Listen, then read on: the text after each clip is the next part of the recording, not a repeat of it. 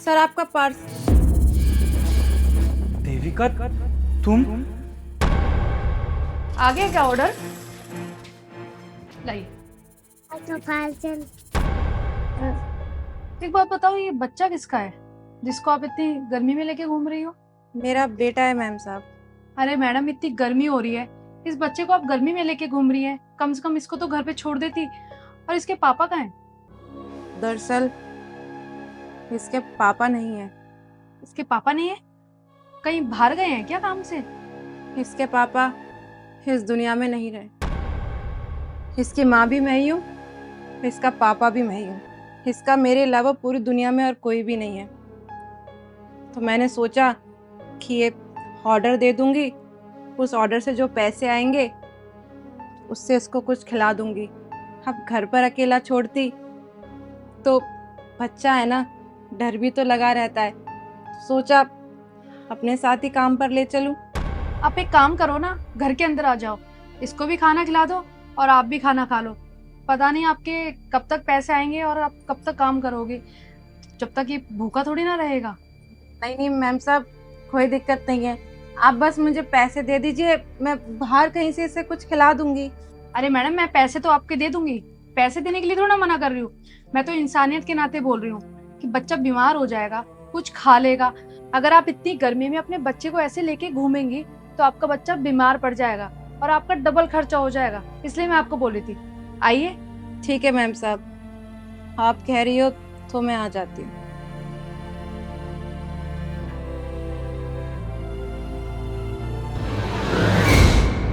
क्या नाम है इसका? जोरावर नाम है। बहुत ही प्यारा नाम है। धन्यवाद मैम साहब।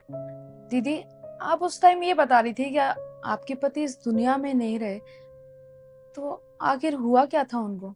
इसके पापा और मेरी लव मैरिज हुई थी। शुरुआत में तो सब कुछ बहुत अच्छा अच्छा चल रहा था। हम दोनों एक दूसरे के साथ बहुत ज्यादा खुश थे। फिर कुछ समय बाद इसके पापा को एहसास होने लगा कि उन्होंने अपनी जिंदगी का सबसे गलत डिसीजन ले लिया है, मुझसे शादी करके। पछता रहे थे वो। फिर उन्हें ये एहसास होने लगा कि अब एक की सैलरी से घर तो चल नहीं सकता। तो उन्होंने मुझसे कहा कि हम दोनों को ही काम करना चाहिए। मैंने भी उनकी बात मान ली। कोई बात नहीं, दोनों काम करेंगे तभी तो घर का खर्चा चलेगा। उस समय मैं प्रेग्नेंट थी। फिर भी मैंने सोचा कि चलो कोई बात नहीं, काम कर लेते हैं। अब इसके पापा की जॉब लग गई किसी बड़ी कंपनी में, और मुझे लगता था इसके पापा ना दुनिया के सबसे शरीफ इंसान है। वो मुझसे गुस्सा जरूर हो सकते हैं, पर किसी और लड़की के बारे में सोच भी नहीं सकते। और मैडम, मैं ना गलत थी, मैं भूल गई थी। है तो आखिर वो मर्द ना, और मर्द अपनी फितरत से कब बाज आता है। जब मुझे उनके अफेयर के बारे में पता चला ना, तो मैं पूरी तरह बिखर चुकी थी, टूट चुकी थी। और मेरा डिलीवरी का समय भी नजदीक आ रहा था।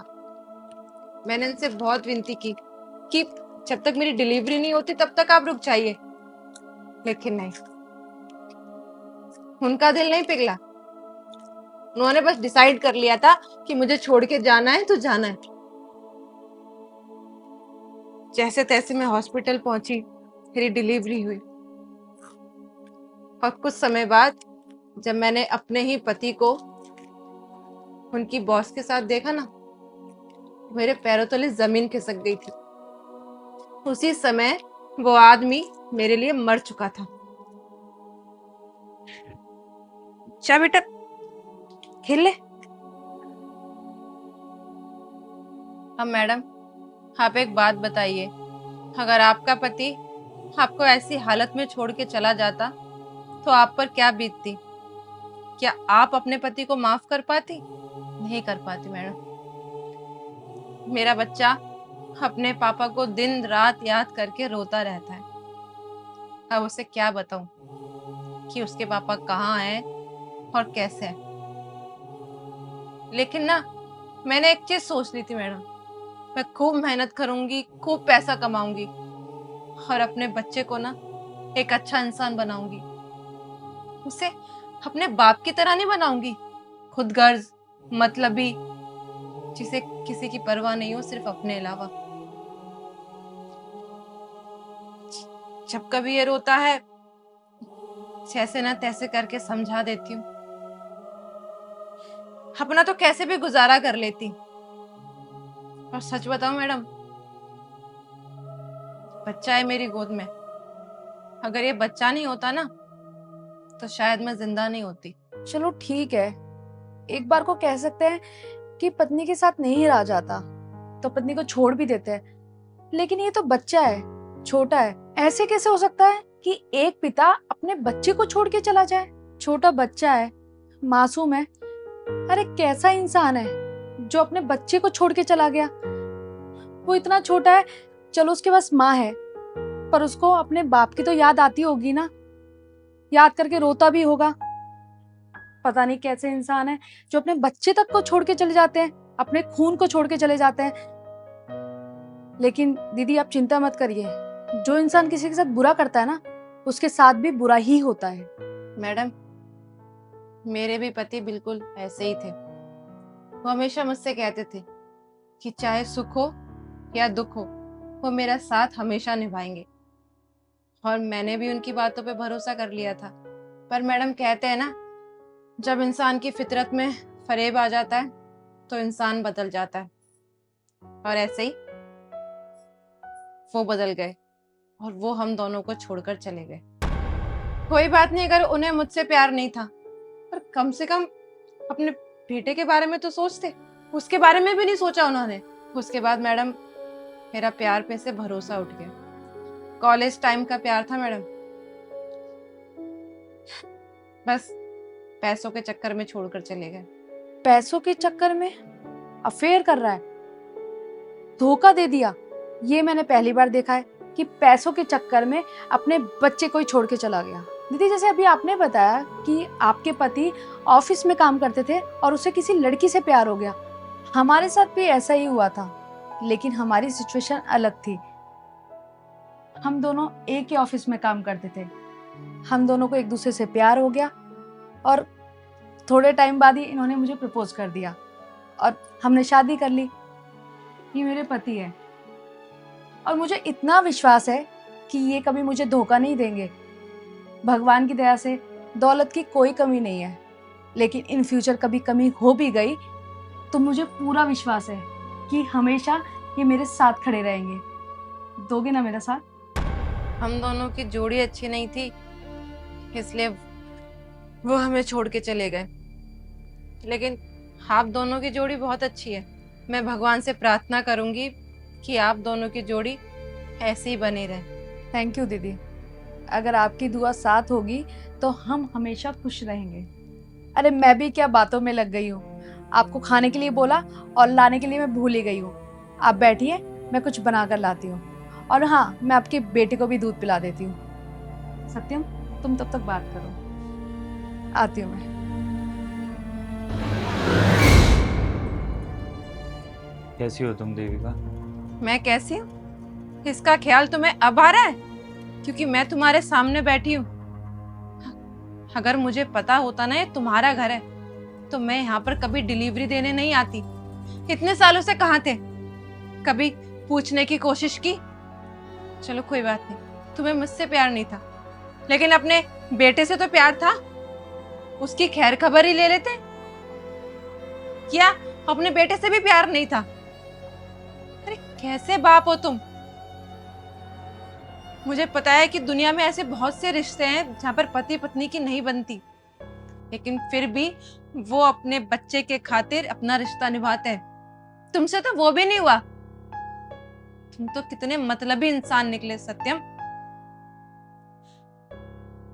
शुरू शुरू में तुम्हें बिल्कुल सब कुछ अच्छा लग रहा था मेरे साथ, तुम्हारे लिए मैं ही दुनिया थी। लेकिन जब तुम बाहर के चकाचौंध में निकले तो तुम्हारा मन बहक गया, तुम्हारा मन कहीं और लगने लग गया, और फिर तुम्हारा मुझसे बात करने का लहजा भी बदलने लग गया। मैंने हर कोशिश की कि मैं अपना रिश्ता बचा सकूं, अपने रिश्ते को ना टूटने दूं। इसलिए नहीं कि मुझे तुम्हारे साथ रहना था, सिर्फ इसलिए ताकि हमारे बेटे को दोनों का प्यार मिल सके। आस पड़ोस के लोग मुझसे पूछते हैं, इसका पापा कहाँ गया, इसका पापा कहाँ गया। क्या जवाब दूं? ये बोलूं कि इसका पापा हम दोनों को छोड़ के चला गया, ने किसी बड़ी कंपनी की मैडम से शादी कर ली। और अभी भी मैं चाहती ना सत्यम, तुम्हारी बीवी के आगे तुम्हारा ये असली चेहरा ना मैं सामने ला सकती थी, लेकिन नहीं। पर अभी क्या कह रहे थे जब तुम्हारी वाइफ ने तुमसे पूछा कि तुम उसका साथ दोगे, कभी छोड़ के नहीं जाओगे? वाह सत्यम, ये सेम बात तो तुमने मुझसे भी कही थी कि तुम मुझसे प्यार करते हो, मुझे छोड़ के नहीं जाओगे। तुम लड़कों को इन बातों का मतलब भी पता है, कभी छोड़ के नहीं जाओगे, लेकिन तुम लोग छोड़ के चले जाते हो। और तुम्हें पता है, जाने वाला इंसान तो चला जाता है, लेकिन जो इंसान पीछे रह जाता है ना, जो इंतजार करता है, उसके लिए एक एक पल काटना कितना मुश्किल होता है ना, ये जाने वाले को कभी एहसास नहीं होता। पर ऐसा नहीं कि मुझे तुम्हारी याद नहीं आती, आती है, बहुत याद आती है, लेकिन मैं अपने आप को समझा लेती हूँ, बड़ी हूं ना। लेकिन उसको कैसे समझाऊंगी मैं? देविका, प्लीज़ हो सके तो मुझे माफ़ कर देना। मुझे तुम्हारी सारी बातों को सुनकर एहसास हो गया है कि सच में मैंने बहुत बड़ी गलती करी है। अच्छा खासा हंसता खेलता परिवार मैंने अपने खुद के हाथों से सब कुछ बर्बाद कर दिया। चंद पैसों के चक्कर के लालच में मैंने उससे शादी कर ली, तुम्हें छोड़कर। प्लीज़ मुझे माफ़ कर देना। और हाँ देविका, तुम्हें लग रहा होगा और तुम कह भी सकती हो कि मुझे अपने बेटे की याद नहीं आती होगी, लेकिन ऐसा नहीं है। मुझे अपने बेटे की बहुत याद आती है, लेकिन मैं मजबूर हूँ, करूँ तो करूँ क्या? अगर मैं ये सच निशा को बता देता तो वो मुझे कभी अपनाती नहीं। तो इसलिए मुझे तुम्हारे और अपने बेटे के बारे में निशा से झूठ बोलना पड़ा, जिससे हम दोनों की शादी हो सके। अरे बस करो सत्यम, कितनी माफी मांगोगे? और तुम माफी इसलिए नहीं मांग रहे हो कि तुम्हें गिल्ट हो रहा है, तुम माफी इसलिए मांग रहे हो आज मैं तुम्हारे सामने बैठी हूँ। अगर तुम्हें वाकई में अपनी गलती का एहसास होता ना, तुम मेरे पास खुद आते माफी मांगने, लेकिन तुम नहीं आए। लेकिन हाँ, मेरी बस तुमसे हाथ जोड़ के इतनी विनती है, तुमने जो मेरे साथ किया सो किया, लेकिन उसके साथ ऐसा मत करना, क्योंकि दिल टूटने का दर्द क्या होता है ये मैं बहुत अच्छे से जानती हूँ। वो तुम पे बहुत भरोसा करती है, उसका भरोसा मत तोड़ना। तुमने जो कहा है ना कि मैं हमेशा तुम्हारे साथ रहूंगा, कभी छोड़ के नहीं जाऊंगा, अपने शब्दों पे कायम रहना। और हाँ, बस अब मैं यही चाहती हूँ कि तुम अपने जीवन में खुश रहो और मैं अपने बच्चे के साथ खुश रहूंगी, क्योंकि मैं चाहती भी नहीं कि तुम मेरे पास वापस आओ, क्योंकि अगर तुम मेरे पास वापस आ भी गए ना तो पूरे के पूरे नहीं आओगे, जबरदस्ती ये रिश्ता निभाओगे, सिर्फ हमारे बच्चे की वजह से। और मैंने हमेशा तुम्हारी खुशी रखी है अपने से पहले, और तुम्हारी खुशी के लिए मैं तुम्हारी जिंदगी से चली जाऊंगी। तुम रहो अपनी वाइफ के साथ। I am really feel sorry Devika, please हो सके तो मुझे माफ़ कर देना यार। मुझे सच में तुम्हारी याद आती है, लेकिन मैं चाहकर भी वापस नहीं आ सकता। मुझे तुम्हारे लिए बहुत बुरा भी लगता है। प्लीज़ हो सके तो मुझे माफ़ कर देना, सॉरी। बस सत्यम, अब तुमने जो मेरे साथ किया सो किया, बस अपनी बीवी को खुश रखना। चलती हूँ मैं। चलो बेटा जोरावर। देविका